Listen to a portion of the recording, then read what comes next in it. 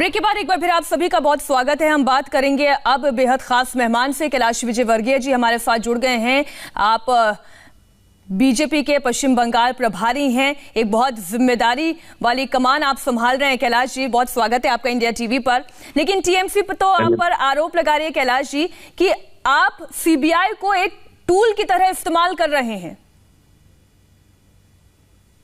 देखिए, मुझे लगता है कि सारा देश जानता है कि सीबीआई एक अलग संस्था है, राजनीतिक दल है, अलग संस्थान है और उनके काम करने की अपनी एक पद्धति बहुत अलग है।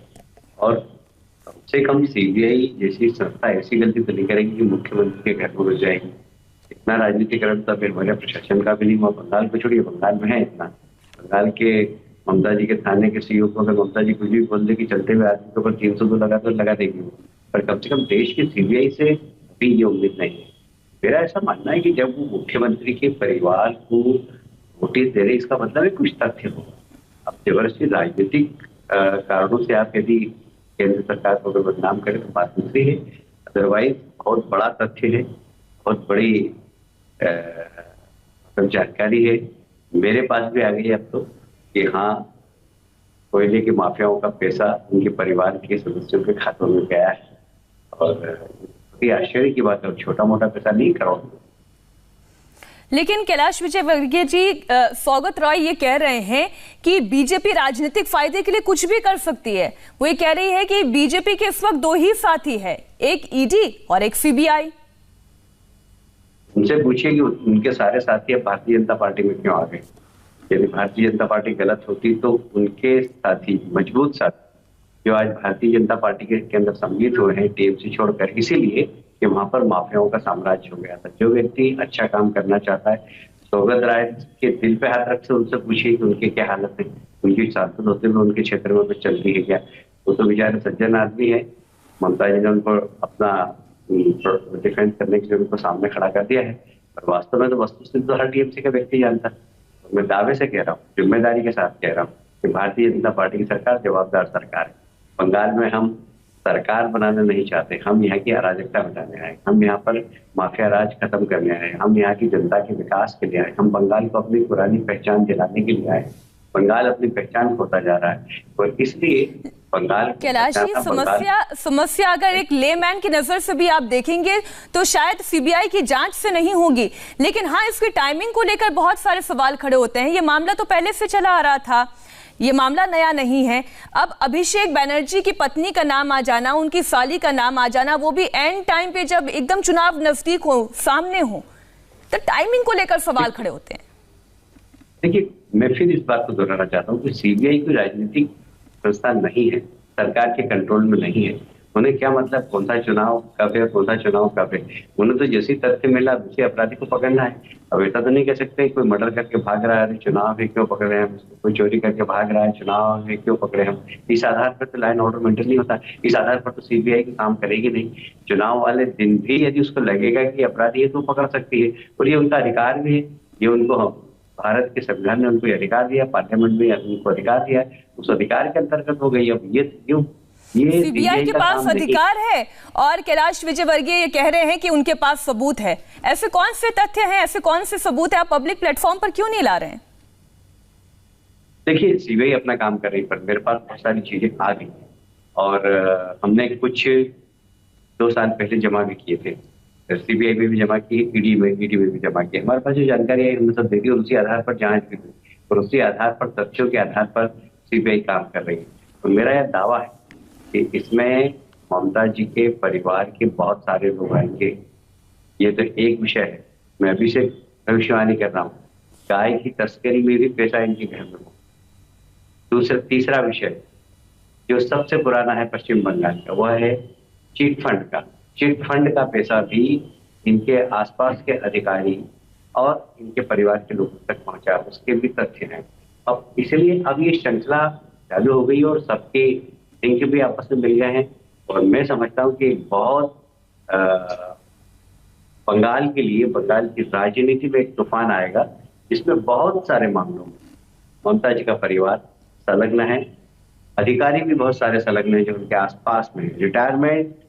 रिटायरमेंट के बाद अधिकारियों को रीपोस्ट करना, ये सिर्फ इसी सरकार के अंदर, वो सरकार चल रही है नाम के लिए डीजी बैठे हुए हैं और डीजी और कोई बना हुआ है, ट्रांसफर और कोई करता है, सुनवाई और किसी का करता है। तो ये सिर्फ बंगाल के अंदर है और वे सब रिटायर्ड अफसर जो कहीं ना कहीं ममता जी लेकिन कैलाश जी, मैं फिर बोलूंगी, ये तो आरोप हैं, अभी तक ये सत्य साबित नहीं हुए हैं।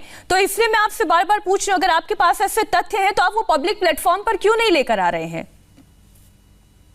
हमें जरूरत ही नहीं है, सीबीआई के पास है, सीबीआई बताएगी और अगर जरूरत पड़ेगी तो हम भी पब्लिक प्लेटफॉर्म पर रख देंगे। हमें कोई उससे कोई अभी वो सीक्रेट दस्तावेज है, पर जिस दिन भी सार्वजनिक करना होगा तो हम कर देंगे, क्योंकि हमें मालूम है बहुत सारे विषय हैं। अभिषेक जी की श्रीमती जी कभी इंडियन पासपोर्ट है उनके पास, कभी थाईलैंड का पासपोर्ट है, यदि थाईलैंड का पासपोर्ट है तो इंडियन कंपनी में डायरेक्टर कैसे है, ये बहुत सारे तथ्य है और ये बहुत सारी गड़बड़ियां आने वाले समय में उजागर होगी। मीनाक्षी जी, आप भी देखेंगे तो हम भी देखेंगे। दरअसल टीएमसी वाले ये कह रहे हैं कि जो पामेला गोस्वामी पर बीजेपी कार्यकर्ता पर एक्शन लिया गया बंगाल पुलिस द्वारा, ये उसी एक्शन का रिएक्शन है। देखिए, पामेला गोस्वामी कौन है, भारतीय जनता पार्टी के क्या है, कब आई है और उसके ऊपर भारतीय जनता पार्टी ऐसा काम करेगी, ये तो बिल्कुल हास्यास्पद, इससे कोई बात हो ही नहीं सकती है। मुझे नहीं पता पामेला, सच देखा जाए तो मैं वास्तव में उनको पहचानता नहीं, और यदि वो पार्टी की कार्यकर्ता है, क्योंकि आप जानते हैं कि बंगाल में भारतीय जनता पार्टी मास पार्टी थी और मुझे बाद में कल जानकारी ली वो टीएमसी में थी, पहले टीएमसी से फिर इधर आई है। अब पता नहीं सच्चाई कितनी है उसमें, क्योंकि ये बहुत सामान्य बात है बंगाल की पुलिस के लिए कि किसी को भी पकड़ा कर किसी के खिलाफ भी बयान कराना, बहुत सामान्य बात है। अब मेरे जैसे आदमी के ऊपर 20 केस, मेरे ऊपर ऐसे केस है कि मेरे को बताने में शर्म आती है कि मैंने बंगाल के अंदर एक अनाथ आश्रम के बच्चे को लेकर और विदेशों में बेचा, ये केस मेरे ऊपर हाईकोर्ट में चल। तो अब मुकुल दा जो हमारे वरिष्ठ नेता, उनके ऊपर मर्डर के केस चल रहे, जब तक वो टीएमसी में थे जब तक बहुत अच्छे थे, पर जैसे बीजेपी में आए 60 केस हो गए उनके ऊपर। इसलिए मैं कैलाश जी, मेरा एक सवाल इससे जुड़ा हुआ भी है, क्योंकि आपने शुरुआत में ये कहा कि उस पार्टी में इतना कुछ गलत चल रहा है कि अपने अपने बड़े चेहरे जो हैं वो ममता बनर्जी से छिटक गए हैं। आप ये कहते हैं आप बंगाल में परिवर्तन लाना चाहते हैं, तो टीएमसी से निकले हुए नेताओं के जरिए आप वो परिवर्तन का कौन सा चेहरा दिखा रहे हैं पश्चिम बंगाल को? देखिए, भारतीय जनता पार्टी में एक व्यक्ति काम नहीं करता, पूरा टीम बन गई। और जहां तक परिवर्तन टीएमसी के लोग हमारी पार्टी में आने का सवाल है, तो मैं बहुत साफ कहना चाहता हूं कि जो लोग माफियाओं से परेशान, जो लोग टीएमसी के भ्रष्टाचार से परेशान, जो सिंडिकेट राज से परेशान थे, सब टीएमसी छोड़कर हमारे साथ आए। और इसलिए कहीं पर अराजकता हो रही है और अराजकता होने के बाद उनको एक रास्ता दिख रहा है कि भारतीय जनता पार्टी सरकार बनाएगी तो हम बंगाल के विकास में सहयोग करेंगे। जैसे बहुत सारे लोग हमारी पार्टी में आए और इसलिए मैं बहुत साफ कहना चाहता हूं कि बंगाल में हम मोदी जी के नेतृत्व में बंगाल को वह ऊंचाई प्रदान करेंगे जिसका वास्तव में बंगाल के नागरिक खटता है। कैलाश जी, क्योंकि समय की बहुत कमी है इसलिए मैं जल्दी जल्दी आपसे कुछ सवाल और पूछना चाहती हूँ। ये देश की सुरक्षा से जुड़ा हुआ सवाल है, क्योंकि खालिस्तानी आतंकी गुरपतवंत सिंह पन्नू ने एक वीडियो जारी किया और पन्नू ने यह दावा किया कि उसने ममता बनर्जी और उद्धव ठाकरे को एक चिट्ठी लिखी है और कहा कि यही सही वक्त है बंगाल और महाराष्ट्र को भारत से आजाद कराने का। तो ये किस तरीके का पत्र है? बंगाल और महाराष्ट्र को अलग करने की बात कही जा रही है और ये एक ऐसी बड़ी साजिश है जो बाहर से बैठे बैठे देश के खिलाफ रची जा रही है।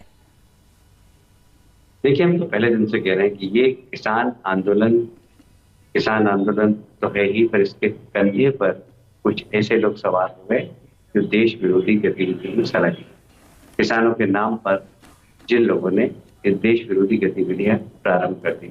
आपने कभी देखा है कि किसी भी हमारे देश में हुए आंदोलन के ऊपर ब्रिटिश राजदूत के सामने लंदन में प्रदर्शन हो, कनाडा के राष्ट्रपति कहें हम इनका समर्थन करते हैं, ऐसा कभी हुआ है क्या? इसके पीछे बहुत बड़ी साजिश है और ये साजिश करने वाले कौन लोग हैं, इनके चेहरे भी सामने आ रहे हैं। तो निश्चित रूप से देश में जो लोग मोदी जी के नेतृत्व में विकसित हो रहा है देश, विकास कर रहा है देश, प्रतिष्ठा बना रहा है देश, उससे चिढ़ वो सारी ताकतें कहीं ना कहीं अपना गुस्सा मोदी जी के प्रति है वो निकालने की कोशिश कर रही है और किसान आंदोलन एक प्लेटफॉर्म मिल गया उनको, उसके कारण देश विरोधी गतिविधियां कहीं ना कहीं से चल रही है, समझने लगता है। कैलाश विजयवर्गीय जी, बहुत बहुत धन्यवाद इंडिया टीवी के साथ जुड़ने के लिए और तफसील से बातचीत के लिए। समय और होता तो और बहुत से मुद्दे हैं जिन पर चर्चा होनी थी, लेकिन फिर कभी। बहुत बहुत धन्यवाद। और अब वक्त है आज के वायरल का।